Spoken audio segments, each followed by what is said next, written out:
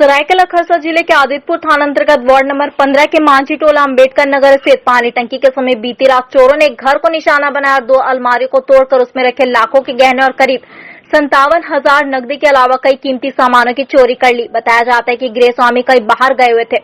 सुबह जब पड़ोसियों को घर का ताला टूटा हुआ दिखा तो अंदर प्रवेश कर अंदर का नजारा देखा, जहां अंदर का नजारा देख पड़ोसी हैरान हो गए। घर के सारे सामान बिखरे पड़े थे और 2 अलमारियों के ताले भी टूटे दिखे। पड़ोसी ने इसकी सूचना तत्काल आदितपुर थाना पुलिस के साथ गृह स्वामी शिल्पी गिरी को दी।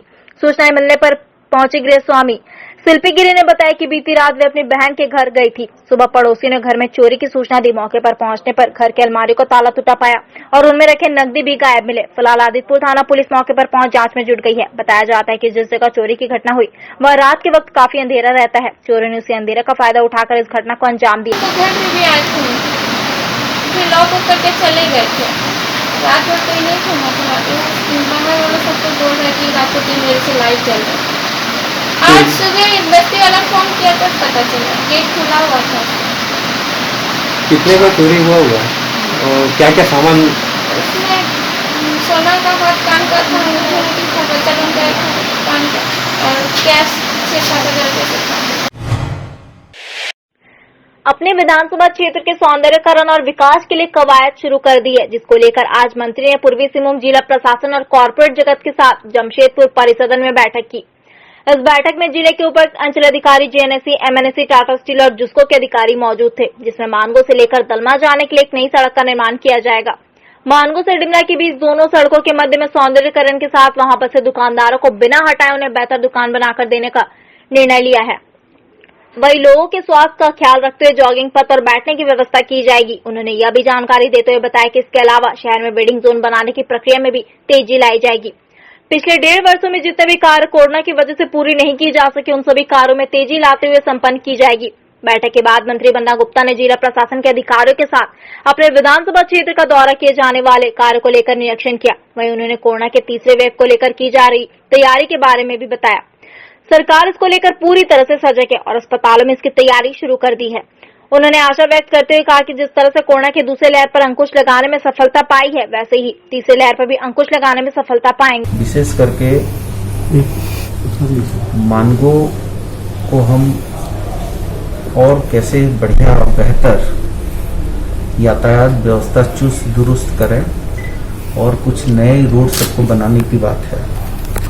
एक तो जो हमारा दलमा जाने वाला रास्ता है, उस रास्ता को भी बनाना है और वहाँ जितने हमारे गरीब भाई बैठे हैं उन सभी लोगों को हम लोग किसी भी एक भी दुकानदार को हम उसके व्यवसाय से बेदखल करने नहीं जा रहे हैं, नहीं करने देंगे, बल्कि उसको हम एक स्ट्रक्चर बनाकर देंगे जिसमें पानी की बिजली की व्यवस्था होगी और उसको हम जितना आप देख रहे हैं जो सेंट्रल वर्ज है वो सेंट्रल वर्ज को भी सफाई किया जा रहा है।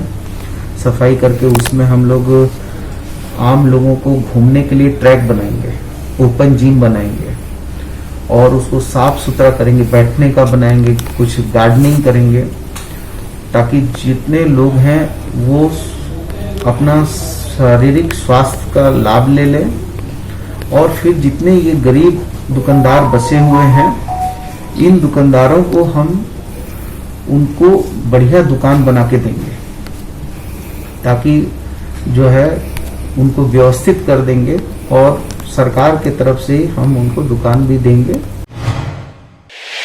इंटक के आह्वान पर देश भर में श्रमिक संगठनों ने श्रम कानून एवं कृषि कानून का विरोध सहित कोरोना से हुए मृतक के परिजनों को मुआवजा देने की मांग सरकार से की है। जमशेदपुर में भी श्रमिक संगठनों के द्वारा बिस्टोपुर पोस्टल पार्क के समीप प्रदर्शन किया। इस दौरान इंटक के वरिष्ठ नेता रघुनाथ पांडे ने कहा कि कृषि कानून एवं श्रम कानून में केंद्र सरकार ने जो संशोधन किए हैं वो किसानों या मजदूरों के हक में नहीं है। इन कानूनों से दोनों ही वर्ग में चले जाएंगे। केंद्र सरकार मनमाना रवैया अपनाते हुए इनमें बदलाव कर केवल पूंजीपतियों को लाभ पहुंचाने में जुटी हुई है, जिसका विरोध देश भर के श्रमिक संगठन कर रहे हैं। उन्होंने कहा कि इस वैश्विक महामारी में अपनों को खो चुके आश्रितों के प्रति सरकार का ध्यान नहीं है, सिर्फ उन्हें चुनाव की चिंता है। केंद्र सरकार से मांगे कि कोरोना से प्रभावित मृतक के आश्रितों को सरकार अविलंब मुआवजा राशि प्रदान करे। कोरोना काल में बहुत लोग के घर उजड़ गए, परिवार उजड़ गए, बच्चे डेथ कर गए, घर का मुखिया डेथ कर गए। लोग जो बचे हैं वो अभी खाने पीने की समस्याएं हैं, उन्हें उचित मुआवजा मिलना चाहिए, किया जाए, जो अभी तक सरकार घोषणा नहीं कर रही है। इस पर जो है सो सरकार को ध्यान दिलाने के लिए इंटक और संयुक्त ट्रेड यूनियन कहेंगे, जो डिमांड को लेकर पूरे भारतवर्ष में एक अभियान स्वरूप इसको चले। लेकिन ये सरकार जो है सो अंधी भी है, बहरी भी है, वो सुनती नहीं है किसी का। कांग्रेस भवन रांची में पूर्व केंद्रीय मंत्री सुबोध कांसाय एचईसी की हालत को लेकर एक संवाददाता सम्मेलन को संबोधित किया। संवाददाता सम्मेलन को संबोधित करते हुए पूर्व केंद्रीय मंत्री सुबोध कांसाय ने कहा कि एचईसी भाजपा की गलत नीति के कारण भाजपा सरकार से लेकर मोदी सरकार तक बिकते रहा है और इसे बचाने के लिए मैं अपनी आखिरी क्षमता तक प्रयास करता रहूंगा। उन्होंने कहा कि एचईसी में लगभग 5000 मजदूर स्थायी एवं अस्थायी रूप से कार्यरत है। 1.5 लाख की आबादी का टाउनशिप है। एचईसी में अफसरों का 5 महीनों का वेतन और मजदूरों को 4 महीने का वेतन नहीं मिला है। वर्तमान समय में एचईसी के पास लगभग 2000 करोड़ रुपए का कार्यदेश है, लेकिन क्रियाशील पूंजी नहीं होने के कारण काम नहीं हो रहा है। एचईसी में विगत 19 महीनों से वेल के चेयरमैन को एचईसी के चेयरमैन का अतिरिक्त प्रभार दिया गया है। वे 19 महीनों में सिर्फ 4 बार ही कार्यालय में आए हैं। एचईसी झारखंड का गौरव है, यह देश में स्थापित उद्योगों का मदर प्लांट है। उन्होंने कहा कि वर्ष 2004 में जब यूपीए सरकार थी और मैं मंत्री था तो विशेष पैकेज देकर फिर से जिंदा करने का प्रयास किया था। साथ ही उन्होंने कहा कि आज भारी उद्योग मंत्री भारत सरकार प्रकाश जावड़ेकर से फोन पर बात कर एचईसी की वस्तु स्थिति से अवगत कराया और कहा कि झारखंड और देश की अस्मिता के लिए एचईसी का चालू रहना अनिवार्य है। भारी उद्योग मंत्री ने आश्वस्त किया कि एचईसी के सवाल पर मंत्रालय में अविलंब बैठक बुलाएंगे। उन्होंने कैबिनेट मंत्री अर्जुन मुंडा से भी आग्रह किया है, झारखंड का प्रतिनिधित्व करने के नाते झारखंड की अस्मिता की भी रक्षा हेतु एचईसी को बचाने के लिए अपना पक्ष रखें। मौके पर खिजरी से कांग्रेस विधायक राजेश कश्यप ने भी एचईसी को बचाने को लेकर केंद्र सरकार से आग्रह किया। और देश का गौरव हेवी इंजीनियरिंग कॉर्पोरेशन, जिसको एचईसी कहते हैं, वहां हेवी इंडस्ट्रीज मिनिस्ट्री के द्वारा एसेट एंड लायबिलिटी का असेसमेंट कराया जा रहा है और पूरे जो माहौल है उसमें ऐसे ही घटना घटी थी जो अटल बिहारी वाजपेयी जी का सरकार था।